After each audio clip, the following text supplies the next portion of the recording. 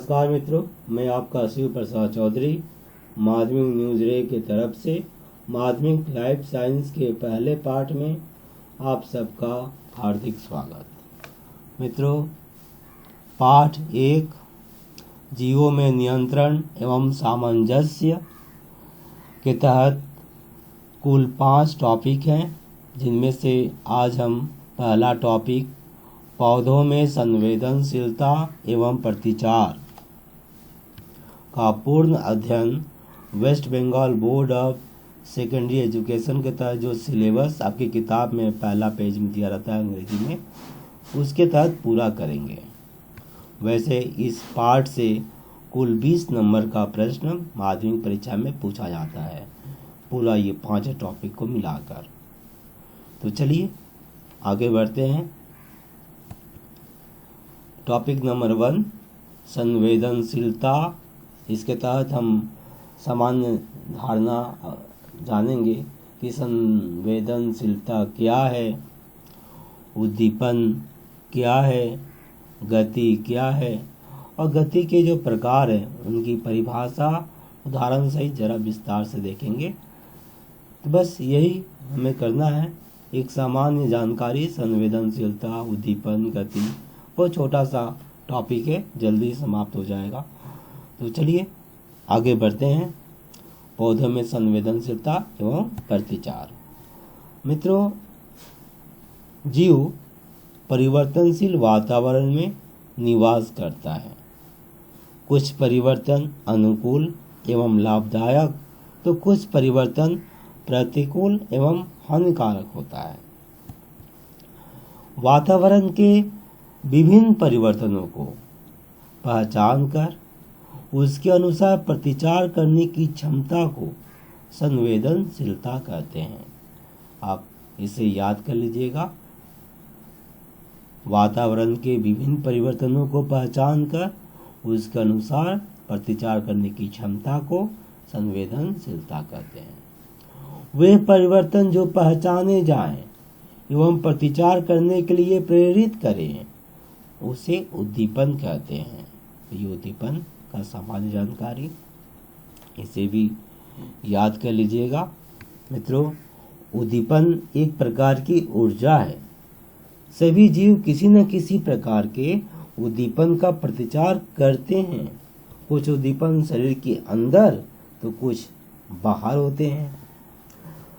अधिकांश पौधे निर्दिष्ट स्थान पर स्थिर होते हैं, जिससे उनमें प्रतिचार की घटना प्राणियों की तुलना में कम देखा जाता है। पौधों में तेज गति विरल है। साधारणतः पौधों में प्रतिचार से तात्पर्य धीमी वृद्धि गति या रस स्फीति गति है। तो यहाँ हम कह सकते हैं कि गति क्या है, तो पौधों में उद्दीपन के प्रतिचार का एक प्रकार है गति। तो इसे समझ लीजिए, याद कर लीजिएगा। अब हम आगे बढ़ते हैं गति के प्रकार के तरफ। तो इसके पहले कि हम प्रकार देखें उनका उदाहरण के साथ, क्या आपको पता है कि पौधों में दुख, सुख, गरम, ठंडा, संगीत, जहर आदि के प्रति संवेदनशीलता होता है, वो इनका एहसास करते हैं, पता है? तो बताइए, तो इसका पता सबसे पहले भारत के किस वैज्ञानिक ने लगाया था और उन्होंने इसके लिए अपना किस यंत्र का आविष्कार किया था? अर्थात अपने यंत्र का आविष्कार करके, एक यंत्र का आविष्कार करके उन्होंने इसका पता लगाया था। और इसके लिए उन्होंने किन 2 पौधों को चुना था? जी हाँ, उनका नाम है आचार्य जगदीश चंद्र बोस। इन्होंने ही पता लगाया था, साइंस सिटी के संस्थापक थे। पहले ये बोस इंस्टीट्यूट कहलाता था। और आचार्य जगदीश चंद्र बोस ने जिस यंत्र का आविष्कार किया था उसका नाम था क्रेस्कोग्राफ। वो देखने में ऐसा था। इस क्रेस्कोग्राफ की सहायता से उन्होंने पता लगाया। इसका जो उन्होंने प्रयोग किया था जिन 2 पौधों पर, वो पौधे थे ये आपका छुई मुई, लज्जावती, और एक है आपका वन चारा, डेस्मोडियम कहते हैं इसको, मिमोसा और डेस्पोडियम। तो यहाँ पर हम लज्जावती या छुईमी बोलेंगे इनको, और इनको दूसरे वाला को बोलेंगे वन चारा। इन दोनों को मदद से उन्होंने आविष्कार किया था और पता लगाया था कि पौधों में भी दुख सुख, गरम ठंडा, संगीत, जहर आदि के प्रति संवेदनशीलता रहता है। अब चलिए हम गति के प्रकार की तरफ चलते हैं। मित्रों, पादप अर्थात पौधे में 3 प्रकार की गति देखने को मिलता है, टेक्टिक गति, ट्रॉपिक गति, नेस्टिक गति। इन तीनों में अंतर है, ये परिभाषा भी आप कह सकते हैं टेक्टिक गति की। क्या है? वायु उद्दीपन के प्रभाव से पौधों का पूरा स्थान परिवर्तन को टेक्टिक गति कहते हैं। ठीक, अगर अंतर लिखना है तो आप इस तरह लिख सकते हैं, प्रतिचार की प्रकृति, विषय प्रतिचार की प्रकृति। इसके तहत लिखेंगे वायु उद्दीपन के प्रभाव से पौधों का पूरा स्थान परिवर्तन। ट्रॉपिक गति में वायु उद्दीपन के प्रभाव से वर्धशील अंगों का वक्र गति। नेस्टिक में लिखेंगे वायु उद्दीपक के प्रभाव से रस स्फीति जनित वक्र गति।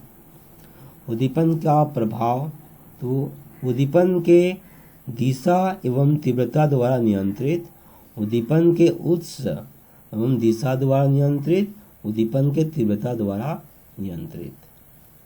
और इसमें भाग लेने वाले पौधे का जो अंग है, पूरा पौधा भाग लेता है टेक्टिक गति में। ट्रॉपिक गति में वर्धनशील अंग भाग लेते हैं और नेस्टिक गति में कोई भी अंग भाग नहीं लेता है। अब इसे परिभाषा रूप में अगर आप याद करना चाहें तो टेक्टिक गति में याद कर सकते हैं इस तरह से इसको बोलकर कि वायु उद्दीपक के प्रभाव से पौधों का पूरा स्थान परिवर्तन को टेक्टिक गति कहते हैं। उसी तरह यहाँ पर वायु उद्दीपक के प्रभाव से वर्धशील अंगों का वक्र गति को ट्रॉपिक गति कहते हैं। वायु उद्दीपक के प्रभाव से रस स्फीति जनित वक्र गति को नेस्टिक गति कहते हैं। और एक बात मित्रों, ये अंग्रेजी नाम जो है ना, इसी नाम को ही आपको याद करना है, क्योंकि माध्यमिक परीक्षा में हिंदी नाम से नहीं पूछा जा रहा है। टेक्टिक गति, ट्रॉपिक गति, नेस्ट, अब किसी भी साल का प्रश्न पत्र उठा लीजिए, इसी से पूछा जा रहा है, तो इसी के आधार पर आप पढ़िए। ठीक है, हिंदी नाम से आप जानकारी के लिए ठीक है, पर परीक्षा के लिए आपको ये पता होना चाहिए, वरना आप समझ नहीं पाइएगा। तो आगे बढ़ते हैं एक एक करके, टेक्टिक गति की तरफ बढ़ते हैं। अब हम टेक्टिक गति के प्रकार, यहाँ पर सिलेबस के हिसाब से सिर्फ एक प्रकार पढ़ना है, वो है फोटोटेक्टिक गति। इसका उद्दीपन है प्रकाश। उदाहरण है वॉलबॉक्स, क्लेमाइडोमोनास। मित्रों, अगर पूछा जाए कि टेक्टिक गति किससे कहते हैं तो क्या बोलेंगे, कैसे बोलेंगे?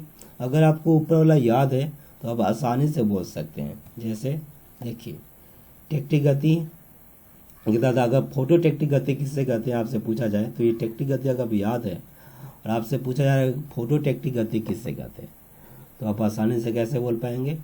वायु उद्दीपक की जगह आपको बोलना है प्रकाश। तो प्रकाश के प्रभाव से पौधों का पूरा स्थान परिवर्तन को फोटोटेक्टिक गति कहते हैं। उदाहरण वॉलबॉक्स, क्लेमाइडोमोनास। समझ में आ गया? सिर्फ आपको वायु उद्दीपक के जगह पर प्रकाश बोलना है, बाकी सब वही रहेगा। वॉलबॉक्स और क्लेमाइडोमोनास एक निम्न श्रेणी के जीव हैं, देख रहे हैं, इनका पूरा स्थान बदल जाता है, यहाँ से पूरा चले जाएंगे ये। ठीक है, तो ये वॉलबॉक्स हैं, क्लेमाइडोमोनास हैं। अब हम आगे बढ़ते हैं अगले गति की तरफ, ट्रॉपिक गति। ट्रॉपिक गति के 3 प्रकार हैं। पहला है फोटोट्रॉपिक गति, दूसरा हाइड्रोट्रॉपिक गति, जियोट्रॉपिक गति। तो आप फोटो, हाइड्रो और जियो याद रखेंगे, ट्रॉपिक गति पीछे है। फोटो अर्थात प्रकाश, उद्दीपक यहाँ प्रकाश है। हाइड्रो का जल और जियो का गुरुत्वाकर्षण। उदाहरण है तना का प्रकाश की तरफ बढ़ना, जड़ का जल की तरफ बढ़ना, मूल तंत्र अर्थात मूल जड़ का गुरुत्वाकर्षण बल की तरफ बढ़ना। अब आपसे अगर पूछा जाए कि फोटोट्रॉपिक गति किसे कहते हैं या हाइड्रोट्रॉपिक गति किसे कहते हैं, जियोट्रॉपिक गति किसे कहते हैं, तो क्या होगा? जी हाँ, आपने पहला वाला याद कर लिया ये वाला, अब इसके माध्यम से आप इसको आसानी से बोल सकते हैं। देखिए ट्रॉपिक गति में आइए और यहाँ पर प्रकाश है, तो वायु उद्दीपक की जगह हम बोलेंगे प्रकाश। तो प्रकाश के प्रभाव से वर्धिशील अंगों का वक्र गति को फोटोट्रॉपिक गति कहते हैं जी। तनों का प्रकाश की तरफ बढ़ना। उदाहरण हाइड्रोट्रॉपिक गति, तो यहाँ पर उद्दीपन की जगह बोलेंगे, माफ कीजिएगा यहाँ पर यहीं पर आएंगे। अब जल बोलेंगे, वायु उद्दीपक की जगह जल बोलेंगे। जल के प्रभाव से वर्धिशील अंगों का वक्र गति को हाइड्रोट्रॉपिक गति कहते हैं। उदाहरण जल की तरफ बढ़ना। जियोट्रॉपिक गति, तो यहीं पर फिर बोलेंगे, वायु उद्दीपक के बदले बोलेंगे गुरुत्वाकर्षण। गुरुत्वाकर्षण के प्रभाव से वर्धिशील अंगों का वक्र गति को जियोट्रॉपिक गति कहते हैं। मूल तंत्र अर्थात जड़ का गुरुत्वाकर्षण बल की तरफ बढ़ना। तुम समझ गए। अब मैं एक एक करके पूछूंगा, बता पाइएगा। चलिए मैं आपको दिखा रहा हूँ, बताइए तो मित्रों। तना का प्रकाश की तरफ बढ़ना कौन सा गति है? तना का प्रकाश की तरफ बढ़ना, समझ गए, फोटोट्रॉपिक गति। बहुत अच्छा। अब बताइए तो जड़ का जल की तरफ बढ़ना कौन सा गति है? जी हाँ, जल की तरफ बढ़ना कौन सा गति है? हाइड्रोट्रॉपिक गति। बहुत अच्छा। अभी बताइए तो मूल तंत्र का गुरुत्वाकर्षण बल की तरफ बढ़ना कौन सा गति है? गुरुत्वाकर्षण धरती की तरफ बढ़ता जियोट्रॉपिक गति। बहुत अच्छा, बस हो गया। अब हम आगे बढ़ते हैं नैष्ठिक गति की तरफ। नैष्ठिक गति 4 प्रकार के हैं। फोटोनैष्ठिक गति, थर्मोनैष्ठिक गति, सिस्मोनैष्ठिक गति, केमोनैष्ठिक गति। फोटोनैष्ठिक गति उद्दीपन प्रकाश, थर्मोनैष्ठिक गति ताप, सिस्मोनैष्ठिक गति स्पर्श कंपन, केमोनैष्ठिक गति रासायनिक पदार्थ। उदाहरण आप देख रहे हैं फोटोनैष्ठिक गति का कमल का फूल, सूर्यमुखी का फूल, तेंतुल यानी इमली की पत्ती। और थर्मोनैष्ठिक गति ताप, इसका है ट्यूलिप का फूल, केसर का फूल, सेम की पत्ती। सिस्मोनैष्ठिक गति स्पर्श या कंपन का छुई मुई की पत्ती।